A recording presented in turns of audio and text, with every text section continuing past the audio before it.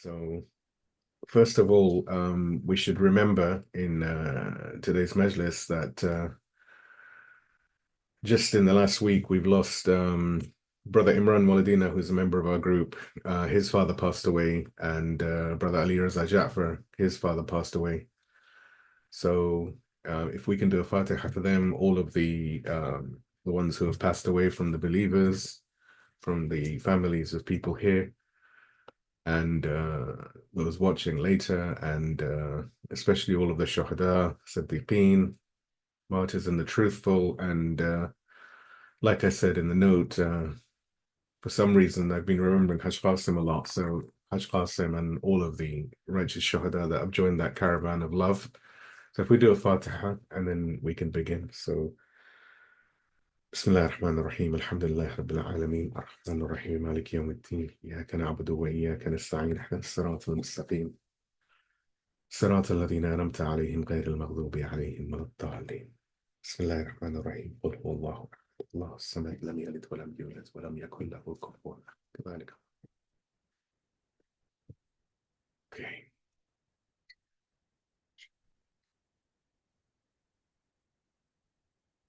أعوذ بالله السميع العليم من الشيطان الرجيم بسم الله الرحمن الرحيم الحمد لله رب العالمين وصلى الله على سيدنا محمد وعلى آل بيته الطيبين الطاهرين ولعن الله ولا أعدائهم أجمعين من الأولين والآخرين آمين يا رب العالمين. أما بعد. Assalamu alaikum wa rahmatullah. So this is our third session on servitude, on ubudiyya, which we're discussing from the book of hadith of Imam as-Sadiq called The Lantern of the Path, or Misbah Sharia. And this session continues from the session we had last week and from the one before that. So they're all related. And I would recommend that everyone, if they haven't seen the previous ones, they spend some time looking at those and definitely reading the write-up, which is quite important. But as a very quick recap, in the first part, we discussed and we attempted to understand the greatest right of God. And following on from that, in the discussion last week, we covered the remaining 8 rights in a combined and holistic manner. And we accomplished this by going through a very simple 2-unit prayer that required the use of all of our various faculties. And it allowed us to understand in a holistic manner the idea of the rights that God has against us, in addition to his greatest right. And these rights are the right of God against ourselves, against our tongue, against our hearing, against our sight, against our hand, against our legs, against our stomachs, and against our private parts. And following on from that, this places us in a better position to proceed with this hadith from Imam as-Sadiq and continue in our journey to understand this idea, this notion of ubudiyya, or servitude. So the first point is what is required to attain true servitude. The first one, we were told, is giving him that which is his due. And this is what we've attempted to cover thus far.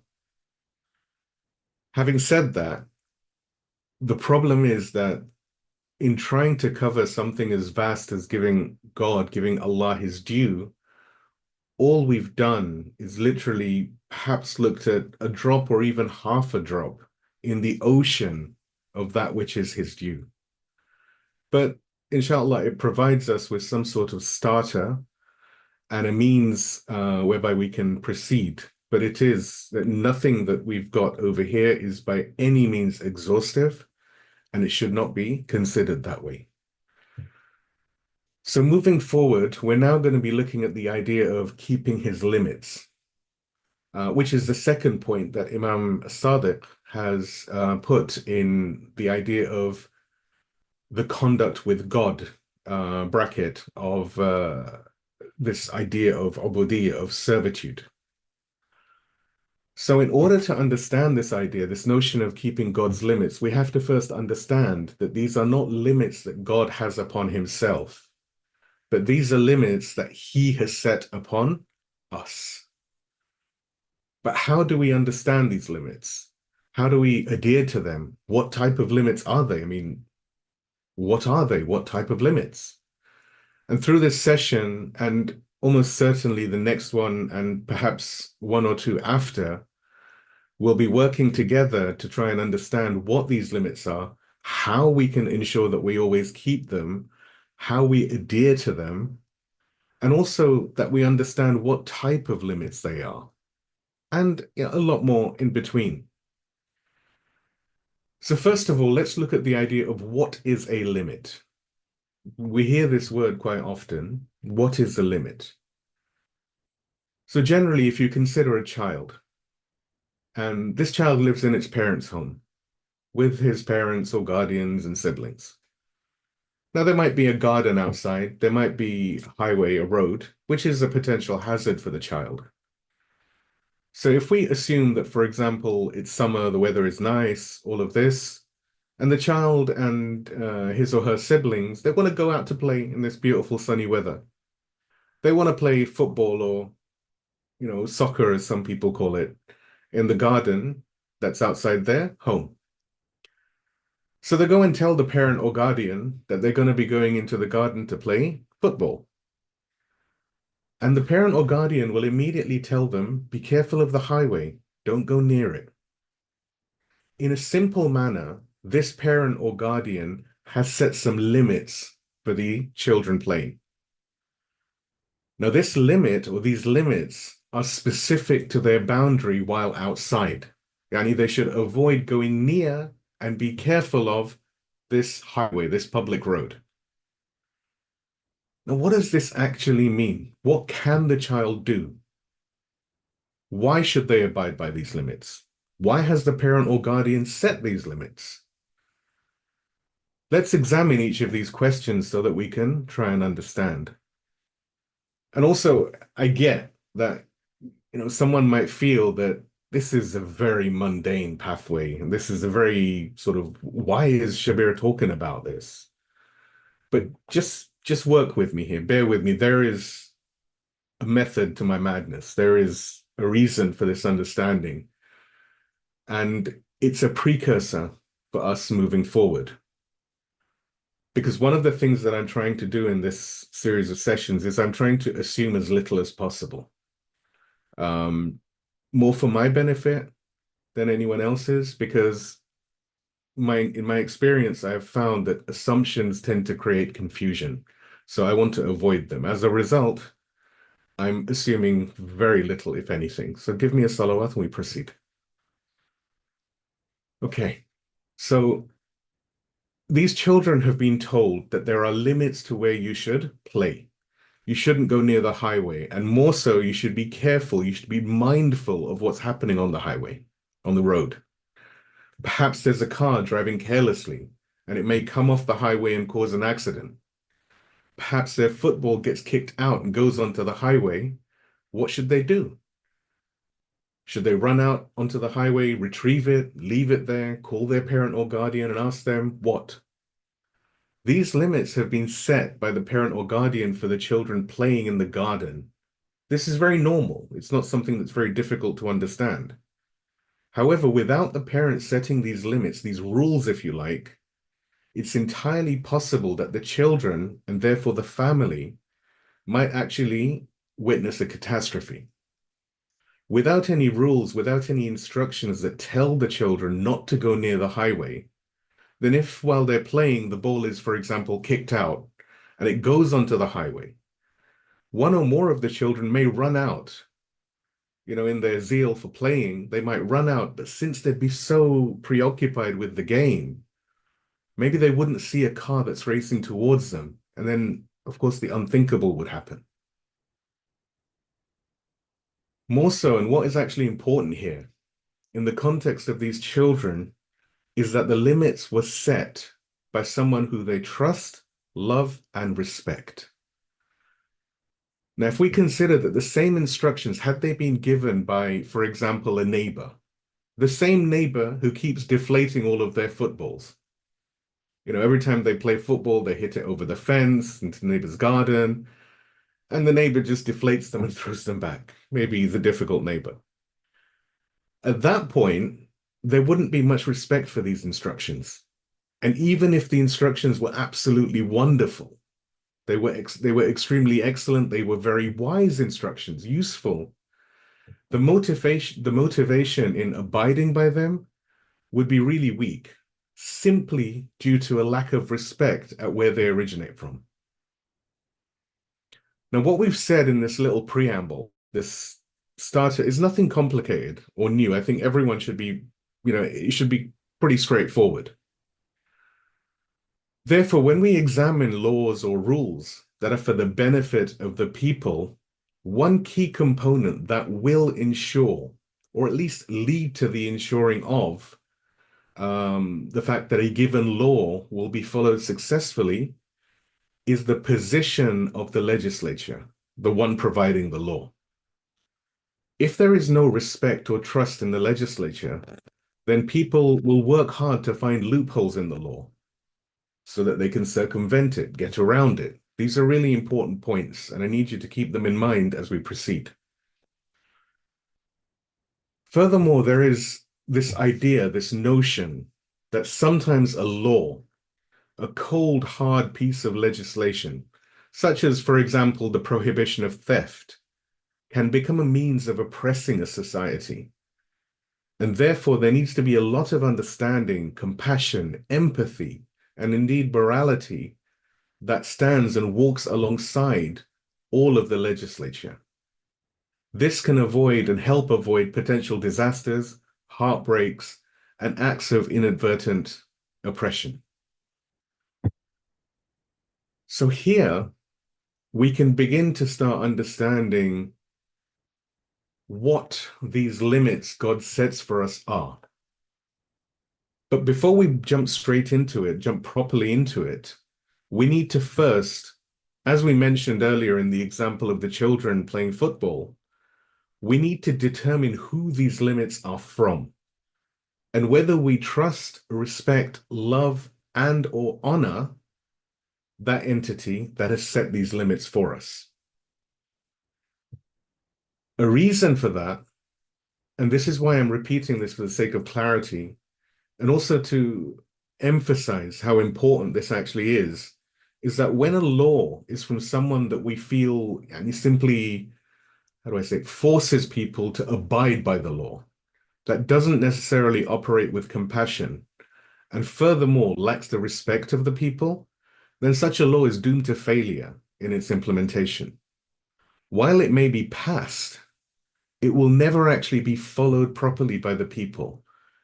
And 1,001 loopholes compromising the original law will be found or manufactured. Therefore, it wouldn't be invalid for us to say that the first requirement for someone to follow a set of laws properly is for the person to have great trust in where these laws originate. Such a person also needs to have a certainty that these laws are in their best interest. And this can be ascertained by having the same trust in the originator of the law, the source of the law, as we say.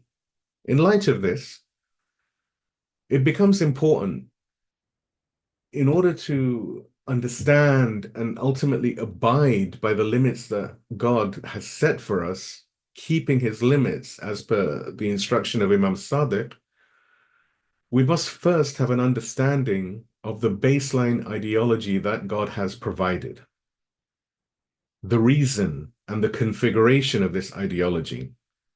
And then we can begin to appreciate where the many laws and requirements are placed and for what reason and why. A person, any person, when their underlying belief in their creator, in Allah, in the Lord of the worlds, in their beloved, when their underlying belief is clear, is solid, is robust, they will want to abide by these laws, these rules, these requirements set by their beloved. Now, in this part, in today's session, and more than likely the next two, perhaps three sessions following on from this, and I promise they won't be as dry as this one, we're going to be attempting to understand the core ideology, the core beliefs, and the configuration of the core beliefs, and how they are for us a means to understand what is required by our beloved, by God, so that we can, not just as any serfs or people compelled to follow a law, but rather as free people, as lovers, not just follow and abide by the requirements and laws that that God has provided, the limits he has set, so to speak, but that we abide by such laws and requirements with joy and vigor. So we want to apply these, we want to follow these laws, we want to follow these limits. Inshallah, this will mean that we will, inshallah, attempt to not constantly look for loopholes and exceptions to laws so as to find a way to circumvent them, while, superficially saying that, oh, we abide by them. That being said, it's important that we know that we accept that while this can be the case, not looking for loopholes and stuff, this can be the case for laws that are on the personal, familial, and potentially societal level. At the wider level, especially in areas such as, for example, geopolitics and economics, the abiding by the laws of God without resorting to exceptions becomes very difficult, if not impossible. And this is because of the corrupt systems that we are embroiled in, that we're drowning in this time.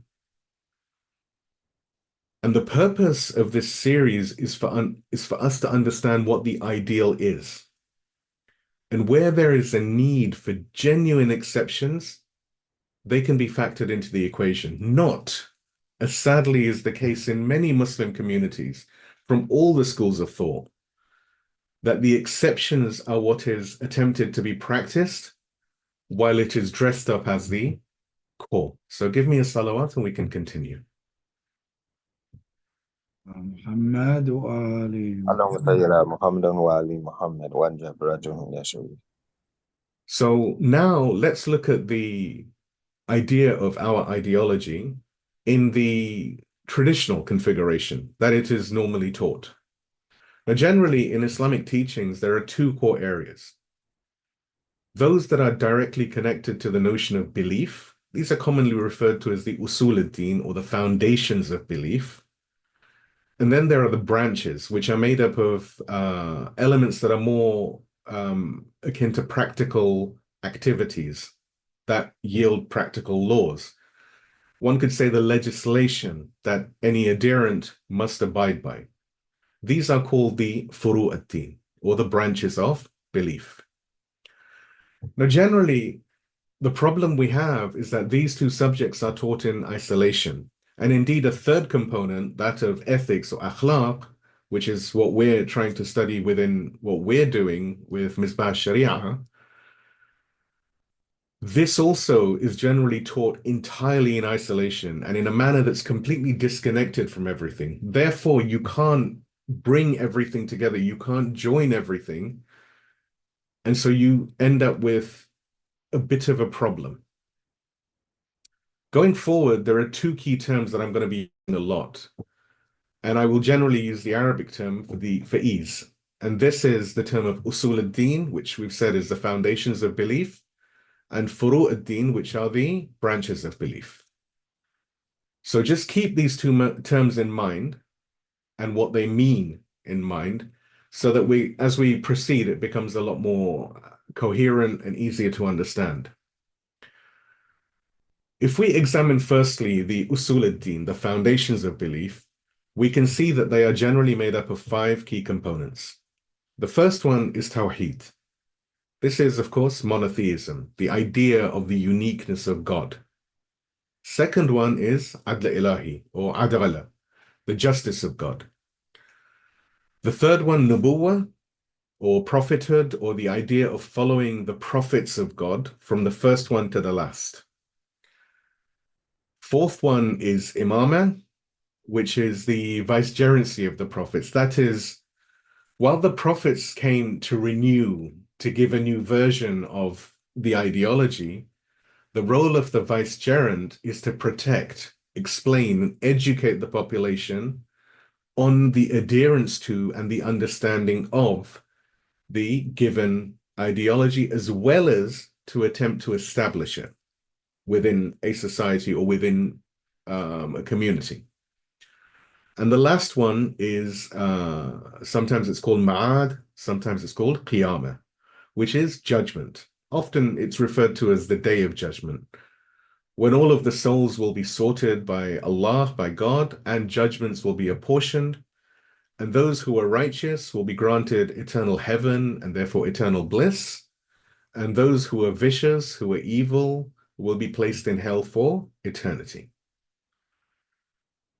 Now, each one of these five are actually quite difficult concepts in and of themselves. Thousands, hundreds of thousands of volumes have been written attempting to explain each of these ideas to varying depths. However, in many places, especially when you look outside the Islamic seminaries, the way these subjects are taught is completely in isolation. And the reason for this is due to simplicity. Since you have these five core points of belief, a person must be entirely convinced in and of themselves by way of their own research and understanding on these points. There is no following someone in these subjects. Of course, that's not to say that, we cannot, for example, listen to a Majlis or a sermon or a lecture, can't read a book, talk to scholars, talk to other learned people, and so on, so as to obtain an understanding for ourselves of these concepts. But the key point is that a person must be convinced of them, each one of them, in and of themselves, for themselves. Let me try and illustrate this so that it's understood.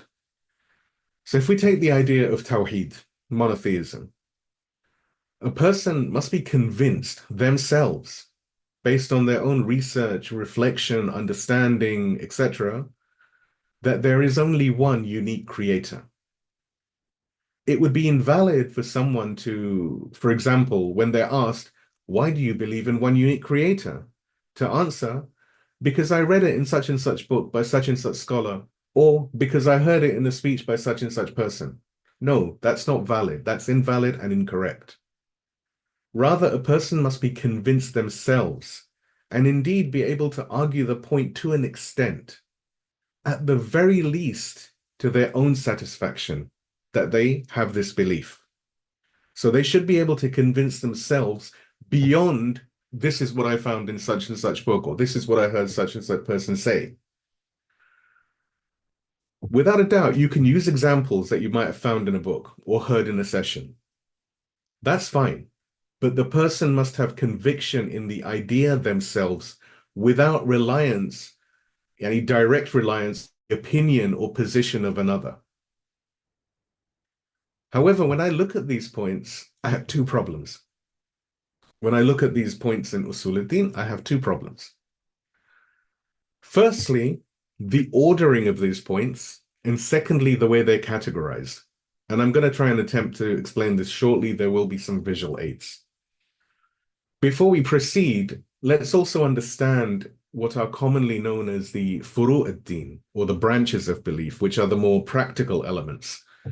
And these are 10, and they're as follows. And please bear with me on one important point. The explanations I'm providing right now for both the usul ad-din as well as for the furu', these are extremely superficial. They are very, very simple, very light understandings. I'm just putting them in as placeholders so that as we proceed, we will, inshallah, get a much stronger understanding of these notions. So if we look at the furu' ad-din, again, they're 10, and I'll just enumerate them, give a small explanation. So if you can give me a salawat, please. على محمد وآل محمد. عجب. So the first one is salat or namaz. And this is the idea of praying with a focus on the obligatory 5 daily prayers that a believer is required to complete in a given day. Number 2 is Saum, or for example, it's called Roza in some places. This is the idea of fasting primarily in the month of Ramadan, but it's not the only time when a believer fasts or indeed must fast. The third one is Hajj, and this is the pilgrimage to the blessed city of Mecca and to the house of God. Of course, house of God is a metaphorical term. God is not contained by 4 walls, but I'm not going to digress into that at this time. Number 4 is zakat, and this is a mandatory charity or alms that a believer must give from his or her wealth, and it's on certain items. Number 5 is khums, and this is a percentage of the believer's surplus income over a given year that must be paid to the righteous Islamic jurist that they follow or the righteous Islamic leadership. There's a lot more nuance over here. This money is not just given as a gift to the jurist or to the leader. It is then used for certain purposes, and we'll cover all of that in due course as we proceed. Number 6 is the notion of jihad. And this is, of course, struggle, be it against the self, against internal problems, desires, machinations of the self, so to speak, as we've touched on briefly in our previous sessions, as well as the idea of a physical struggle, as and when required and where deemed necessary by the Islamic leadership or the Islamic jurist, potentially.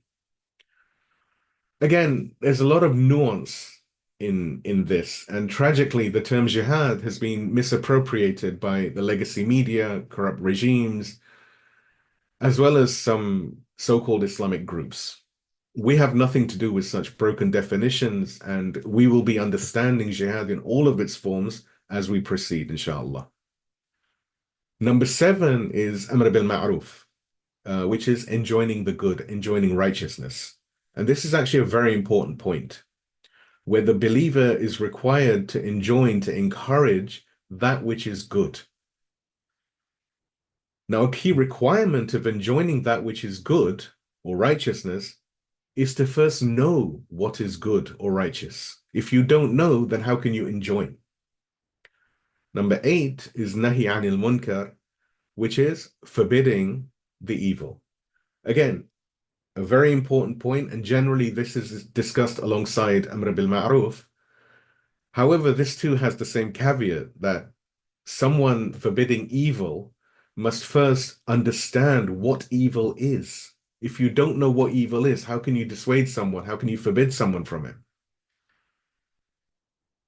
Number 9 is tawalla.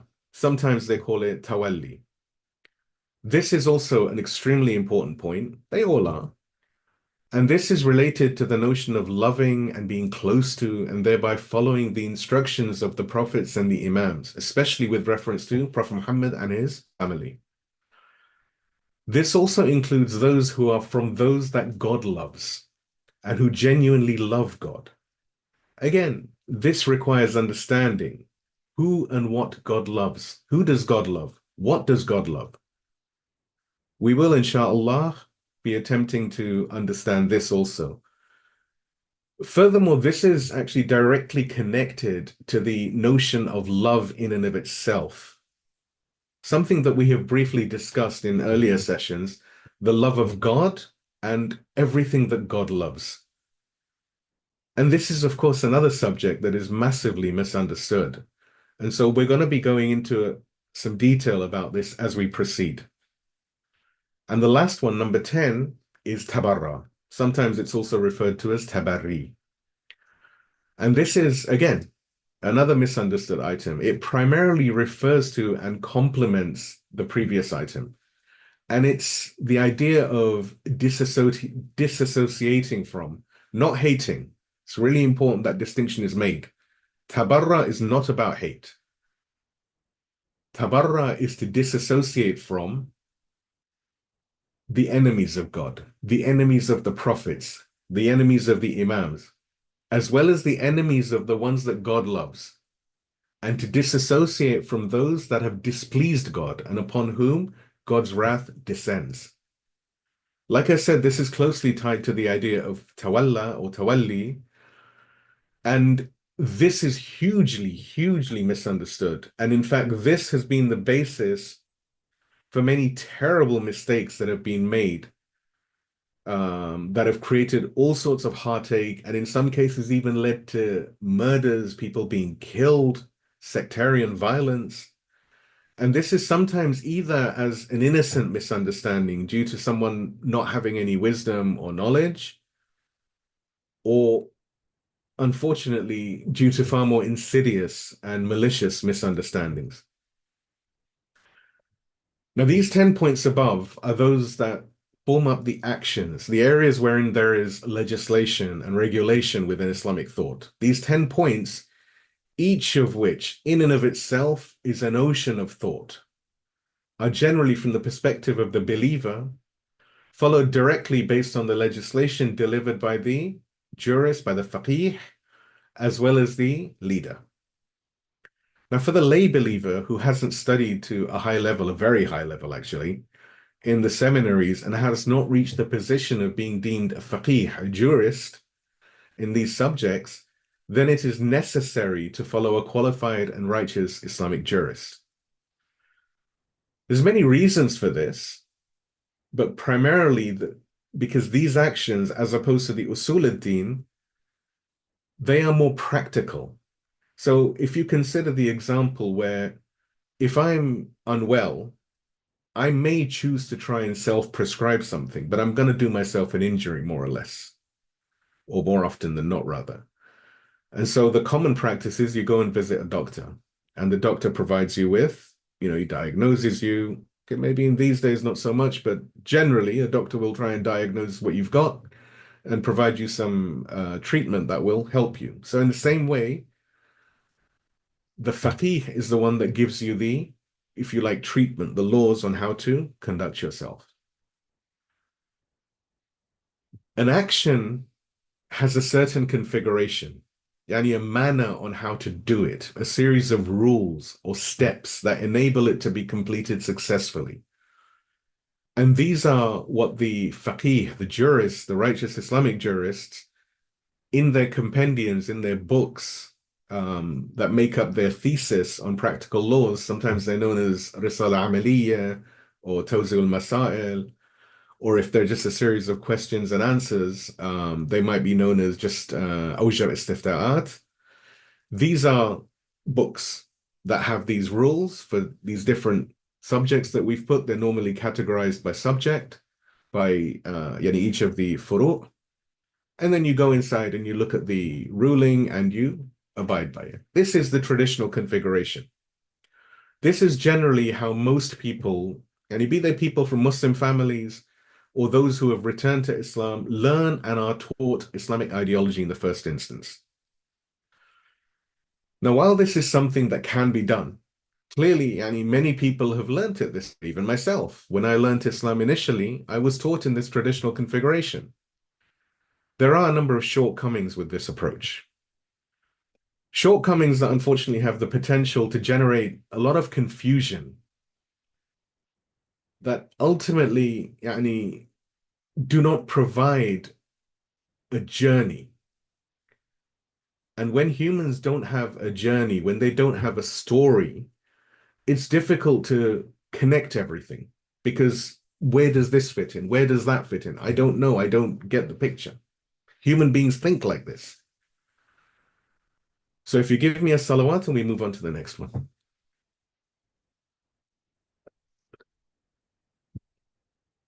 So the second way of understanding this, understanding the ideology, is what I call the holistic configuration.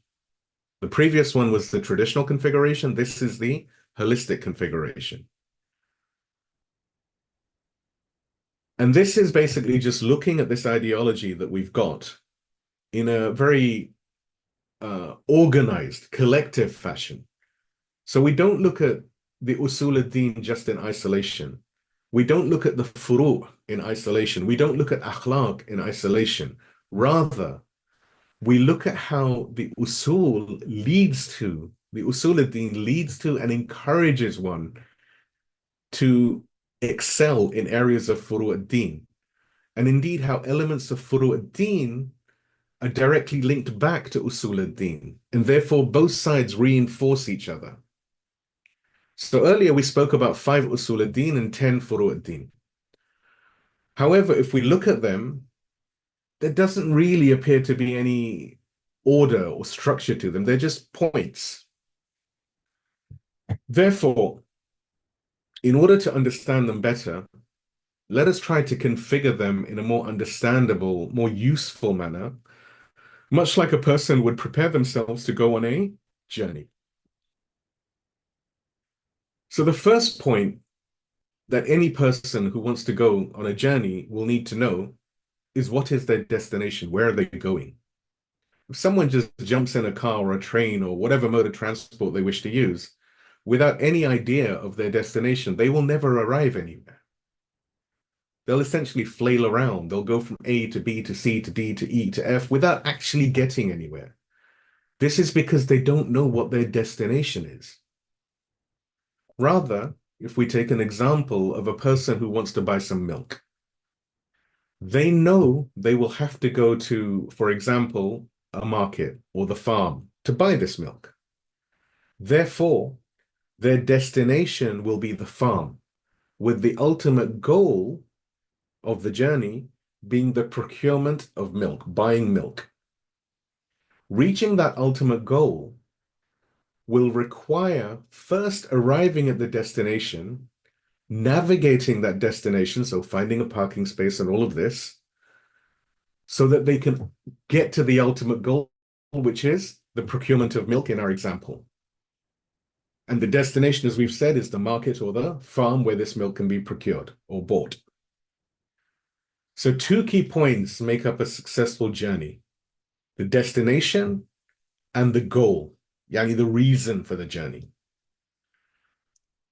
In the context of the ideology, we need to first determine what the destination is and what is the ultimate goal.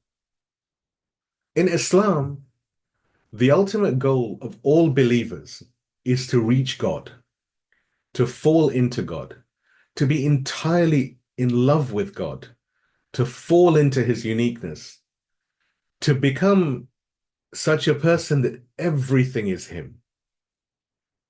Last week, we quoted Mansur al-Hallaj and his famous saying that the beloved does not drink a single drop of water without seeing his face in the cup, such that everything is him, and he is the most unique, that without him, there is nothing. Now, I got to caveat something over here. I'm not suggesting for even a nanosecond that this is the notion of pantheism, where literally everything is God. No, I'm not saying that. The notion, this idea of pantheism, is against what Islam teaches.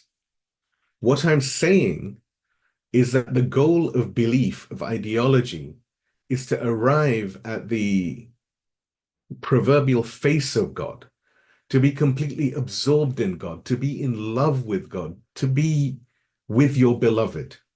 This is the goal.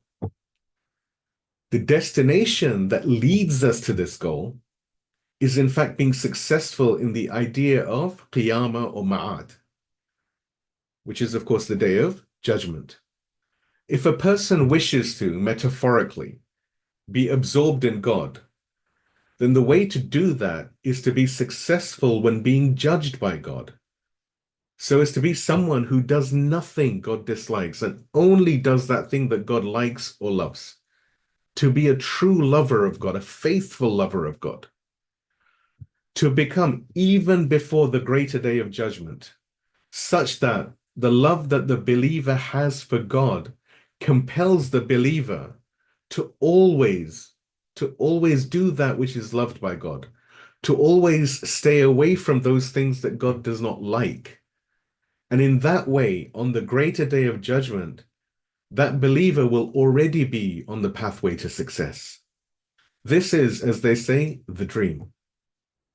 Therefore, to use our farm and milk procurement example and understand these points in that way, we can say the goal is Tawheed, to be entirely absorbed in the monotheism, in the uniqueness of Allah, of God. And the destination that determines if a person is worthy of said goal, or to what level a person is worthy of the goal, is the notion of ma'ad or qiyamah, or being successful on the day of judgment. So now consider we have our goal and we have our destination. What we lack at this time is the route. How do we get there? In the case of the person who wants to buy milk, they'll find maybe they have a car, they will use their, I don't know, their GPS or whatever, or a map, or maybe they know where the farm is, and they will use this to get across a certain distance to reach their destination. Along the way, they'll be able to read the road signs and the traffic signals that will ensure that they arrive safely. And if they follow all of these diligently and carefully to their destination, the farm or the market, from there they can reach their goal, which is the obtaining of milk.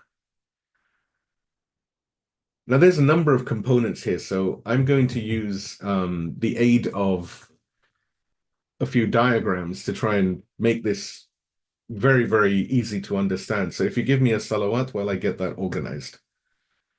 اللهم صل على محمد وآل محمد. So yeah, you should see now a diagram in front of you. Now, if we look at this diagram, we can see that the starting point leads to the road. And the road leads to road signs, which, if they're followed correctly, as we've said, lead us to this yellow diamond. This yellow diamond, which asks us a question. Are we at a farm or a market, and is there milk? If we are, then we can attain success, and we have followed the road signs and the road and the road signs rather correctly. However, there's a possibility that the farm or market that we found has no milk available. Therefore, if that's the case, then we must look for another and then check to see if that has milk. If it does, wonderful, we've found our milk. If not, we must go right back to the beginning and go through the process again and again, keeping on this road, following the signs, and checking once more when we arrive at the farm or market. If, however, when we go through our road, we find ourselves, instead of being at a farm or a market, we find ourselves at a zoo or a museum, for example, and therefore not the farm or market, then we have failed to follow the road and the road signs correctly. A road sign may have said go right, we may have gone left. Therefore, we have failed to procure this milk. Now, if we modify this diagram to include the elements of Usul ad-Din as described, the diagram would then look as what you can see on the screen now. Now, this diagram is quite similar to our milk procurement task, with some very key differences. Firstly, as a Muslim, we do not believe in the idea of reincarnation. Therefore, there is no pathway following Ma'ad or Qiyamah for us to return back to the road and start again, so to speak. We do, however, have the notion of atonement for our sins, of spending some time in a state of partial damnation, in hell, if you like, following which, after a defined time by Allah, our sins are cleansed, and we can potentially find ourselves at the desired destination of Tawheed. This is a very, very simple explanation right now. We'll come into this in a lot more depth as we proceed in future sessions. Furthermore, there's an aspect that exists within this diagram, which is essentially of the usul ad-din that we have discussed, and that is this big blue bar at the bottom, which is the notion of Adl-e-Ilahi or Adala, or justice of God. And this concept, this idea, provides us with constant support on our journey. And indeed, it can be said that all four concepts, and indeed the very start of the journey, are encapsulated within this idea of Adala. Those are the start, the idea of Nubuwa, Imama, and Ma'ad. These are all manifestations of Adala and also part of Adala. And this will be explained as we proceed, more than likely in future sessions. At the start of our existence, it is the very mercy and love of God, which of course are manifestations of his justice, that give us life in the first place. We then have the countless prophets in Islam. We've learned through history that there's in excess of 120,000 prophets. 124,000 is the number that's normally given, that have been provided and given to humanity to give humanity guidance. We then have the idea of imamah, or vicegerency of the prophets. And this is not something unique to Muslims, actually. For indeed, the Prophet Moses had his vicegerents who continued his work after him, chief amongst them being Joshua. And Jesus, the Messiah, also had his disciples who could be considered as his vicegerents. But the best of the vicegerents, however, were for Prophet Muhammad, in the form of the 12 Imams of the Muslims, including the awaited Imam, Imam al-Mahdi, Ajjallah ta'ala farajahu sharif, may our souls be his ransom, and may God hasten his return. Now, the role of the vicegerent is to help people understand the message.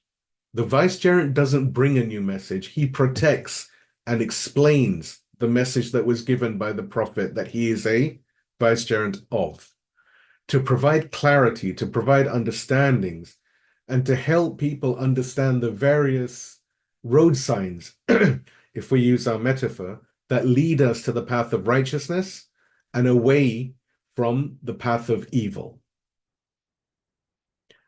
Now, maybe some people are thinking, okay, this is fine, but where does the furu' ad-din come in? You haven't mentioned anything about the furu'. Why is there no mention of them anywhere in the diagram? And this is where I'm going to provide a very brief, if you like, teaser of what we're going to be moving on to in the next part next week, inshallah. When we look at the idea of Adl-e-Ilahi, Adala, justice, and knowing that both prophethood and imamah, as well as the idea of ma'ad or qiyamah, are encapsulated within this adala, it stands to reason that the elements of furu' ad-din are also a key component of this adala. They are manifestations of the justice of God. They are a means to abide by the justice of God. If God wishes his lovers to worship, to love him, to worship him, then of course he has certain laws, requirements that were delivered by the prophets, this is nubuwah, and elaborated and clarified on by the imams, which is imamah, as a means to have his lover be successful in his journey to God, which is ma'ad, qiyamah. Therefore, it stands to reason that any and all laws, any and all requirements which are derived from the divine scriptures. In the case of Islam, of course, we know the Quran is the very word of God, as well as the hadith and narrations, and we will go into understanding these as well. The teachings of Prophet Muhammad and his family, that these are all explained and clarified by the Imams. And in our time, in the absence of Imam Mahdi, Ajjallah ta'ala farajahu sharif, they are further explained and clarified by the righteous Islamic jurist, the faqih, or we sometimes say the marja' taqlid or the wali faqih. Therefore, the ideas of furu' ad-din, they live under the blue bar of Adl-e-Ilahi, and this is what you will see on the screen now. So inshallah, in the coming session, we'll go into the elements in this diagram in a lot more detail. And we'll try and explain as a means of attempting to dispel misunderstandings and confusions as best as this small student is able with his grace and his permission. And this will allow us to further our understanding of what are these limits that God has set for us. And this will ultimately allow us to further deepen, to strengthen, to make more profound the love that we have for God. Because when it is understood that, like the kindest of beloved ones, He has given us every provision on our journey. He has given a complete map to us of how to get from where we are to where He wants us to be. And that if we are diligent, if we are careful, if we follow these correctly, then we can, and He wants us to, reach His Tawheed, His unity, so that we can gaze into His most beautiful face, the most beautiful of all faces. And on that note, I think it's important that we ask Allah to accept our small services and our small activities, and that He help us to understand these notions, these ideas, that we can fall deeply in love with Him, and that we can be those people that follow in His pathway, and that we can be those people that are the soldiers of Imam Mahdi Ajallah Ta'ala Farajahu Sharif, and who are loyal to the representative of Imam Mahdi, who is, of course, Imam Khamenei. وآخر الدعوانا أن الحمد لله رب العالمين والسلام عليكم ورحمة الله وبركاته.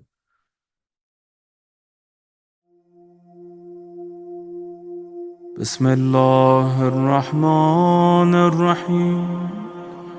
السلام عليك يا أبا عبد الله، السلام عليك يا ابن رسول الله، السلام عليك يا خيرة الله وابن خيرته، السلام عليك يا ابن أمير المؤمنين وابن سيد الوصيين، السلام عليك يا ابن فاطمة سيدة نساء العالمين، السلام عليك يا ثار الله وابن ثاره والوتر الموتور، السلام عليك وعلى الأرواح التي حلت بفنائك، عليكم مني جميعا سلام الله أبدا ما بقيت وبقي الليل والنهار. يا أبا عبد الله، لقد عظمت الرزية وجلت وعظمت المصيبة بك علينا وعلى جميع أهل الإسلام، وجلت وعظمت مصيبتك في السماوات على جميع أهل السماوات.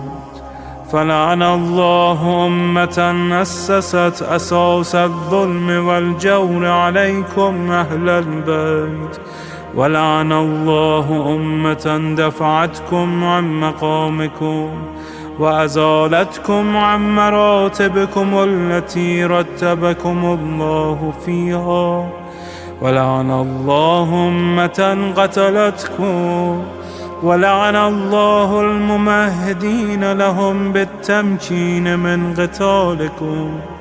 برئت إلى الله وإليكم منهم ومن أشياعهم وأتباعهم وأوليائهم. يا أبا عبد الله، إني سلم لمن سالمكم وحرب لمن حاربكم إلى يوم القيامة. ولعن الله آل زياد وآل مروان، ولعن الله بني أمية قاطبة، ولعن الله ابن مرجانة، ولعن الله عمر بن سعد، ولعن الله شمرا، ولعن الله أمة أسرجت وألجمت وتنقبت لقتالك. بأبي أنت وأمي لقد عظم مصابك، فأسأل الله الذي أكرم مقامك وأكرمني بك أن يرزقني طلب ثارك مع إمام منصور من أهل بيت محمد صلى الله عليه وآله. اللهم اجعلني عندك وجيها بالحسين عليه السلام في الدنيا والآخرة. يا أبا عبد الله، إني أتقرب إلى الله وإلى رسوله وإلى أمير المؤمنين وإلى فاطمة وإلى الحسن وإليك بمضالاتك وبالبراءة ممن قاتلك ونصب لك الحرب، وبالبراءة ممن أسس أساس الظلم والجور عليكم. وأبرأ إلى الله وإلى رسوله ممن أسس أساس ذلك وبنى عليه بنيانا وجرى في ظلمه وجوره عليكم وعلى أشيائكم. برئت إلى الله وإليكم منهم، وتقرب إلى الله ثم إليكم بمضالاتكم ومضالاة وليكم، وبالبراءة من أعدائكم والناصبين لكم الحرب، وبالبراءة من أشيائهم وأتباعهم. إني سلم لمن سالمكم، وحرب لمن حاربكم، وولي لمن والاكم، وعدو لمن عاداكم. فأسأل الله الذي أكرمني بمعرفتكم ومعرفة أوليائكم ورزقني البراءة من أعدائكم أن يجعلني معكم في الدنيا والآخرة، وأن يثبتني عندكم قدم صدق في الدنيا والآخرة. وأسأله أن يبلغني المقام المحمود لكم عند الله، وأن يرزقني طلب ثاري مع إمام هدى ظاهر ناطق بالحق منكم.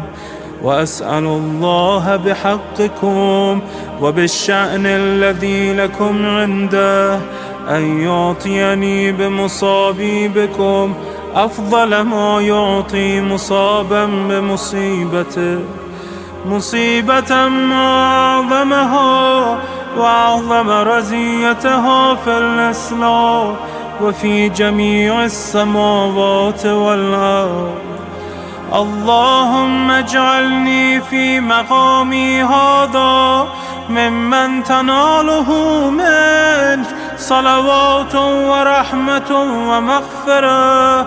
اللهم اجعل محياي محيا محمد وآل محمد، ومماتي ممات محمد وآل محمد.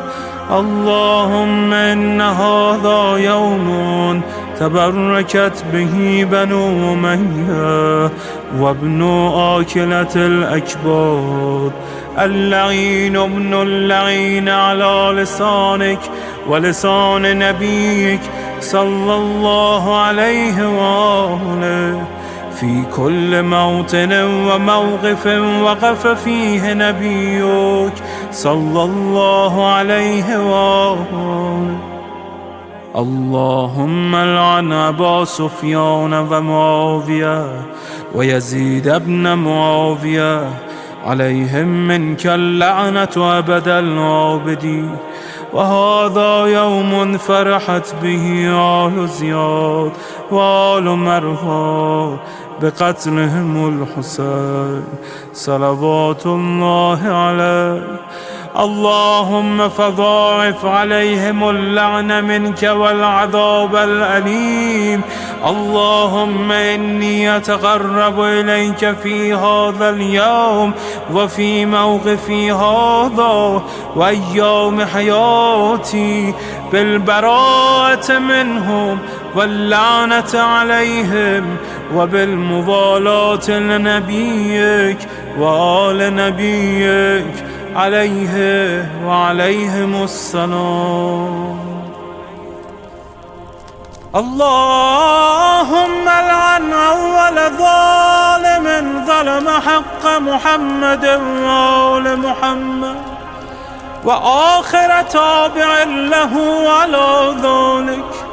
اللهم العن العصابة التي جاهدت الحسين وشايعت وبايعت وتابعت على قتله. اللهم العنهم جميعا. السلام عليك يا أبا عبد الله وعلى الأرواح التي حلت بفنائك. عليك مني سلام الله أبدا ما بقيت وبقي الليل والنهار، ولا جعله الله آخر العهد مني لزيارتكم.